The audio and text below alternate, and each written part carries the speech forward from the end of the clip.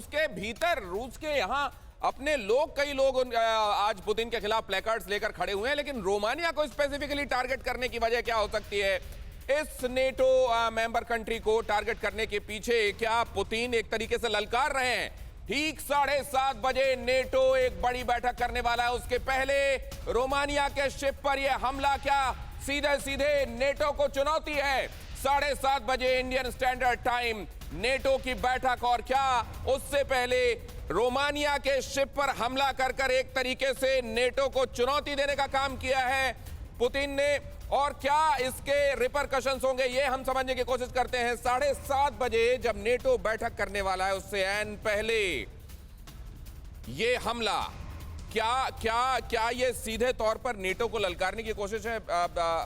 मैं इसको विनोद सर से समझना चाहूंगा। विनोद सर, खास तौर से क्योंकि प्रेसिडेंट बाइडेन ने ये कहा था कि हम, और पिनाक सर भी मेरे साथ जुड़ गए हैं, पिनाक चक्रवर्ती सर आपका भी स्वागत करता हूं मैं, लेकिन क्या ये इसलिए है कि प्रेसिडेंट बाइडेन ने कहा था कि देखिए मिलिट्री कार्रवाई वहां होगी जहां नेटो कंट्री पर सीधे सीधे कुछ किया जाएगा? क्या ये एक तरीके का प्रोवोकेशन है कि ठीक है ये ललकार है, आइए अगर आप ऐसा करना चाहते हैं तो ये भी देखा जाए? मैं समझता हूं कि रशिया जो है उसके जो एक एंड स्टेट होगा उसके माइंड में, जब वो यूक्रेन पे उसने हमला किया है तो एक एंड स्टेट लेके किया है। वो एंड स्टेट जहां तक मेरी समझ है वो इसलिए है कि वो चाहता है कि यूक्रेन जो है नेटो का हिस्सा ना बने और वो प्रो रशिया रहे।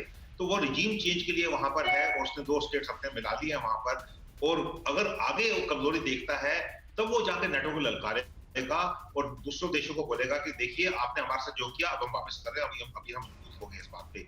मैं नहीं समझता कि ये अभी डायरेक्ट थ्रेट है नेटो को, क्योंकि नेटो को डायरेक्ट थ्रेट देना जो है उसमें उसके अपने रिपरकशंस भी हो सकते हैं।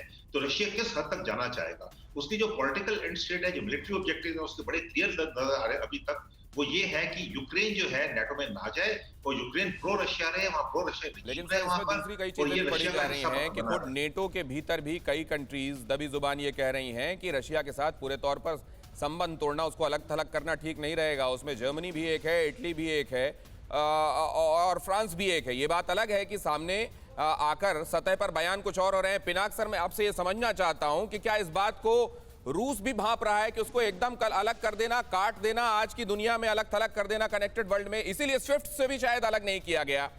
क्या ये दिखाता है रशिया को, इससे क्या क्या क्या क्या मनोबल मिलता है कि वो इस तरीके की किसी भी ललकार का जवाब दे सके? सर देखिए, जहां तक ये जो जहाज का सवाल है, ये पता नहीं, ये मिलिट्री जहाज तो लगता नहीं है, ये शायद सिविलियन जहाज है, कमर्शियल है।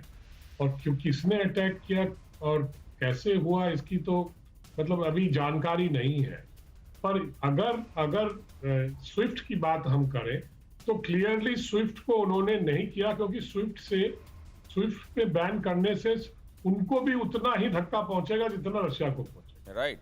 तो मुझे लगता है कि स्विफ्ट इसीलिए उन्होंने नहीं किया, शायद करे बात, ये मुझे नहीं मालूम, पर मुझे नहीं लगता कि स्विफ्ट तक ये बात जाएगी, क्योंकि इतना बड़ा कारोबार है, बिजनेस है बहुत वेस्ट।